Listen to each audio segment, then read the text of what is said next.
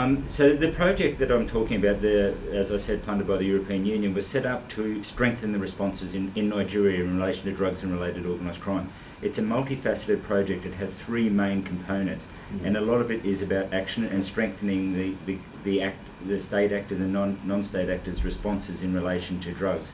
If I can tell you about some of the work that we've done in that project to strengthen the responses, it probably demonstrates some of the work that the UNODC has done. For instance, we have a part where we're trying to strengthen the capacity of the National Drug Law Enforcement Agency. We've trained over 2,000 National Drug Law Enforcement Agency officers in relation to criminal investigation, money laundering, criminal intelligence. This is to make sure their responses become intelligence-led and more professionalised in their approach to it. We're doing a lot of work in relation to strengthening their responses.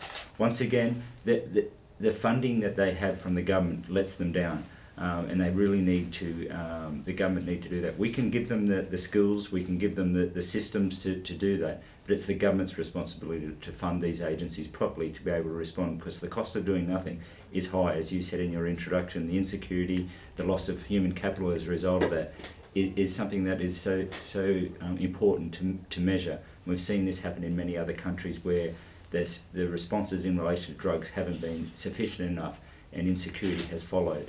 We're also doing a lot of work in relation to drug treatment. We've trained well over 1,500 doctors and health practitioners in relation to drug treatment. We've developed drug treatment guidelines for Nigeria.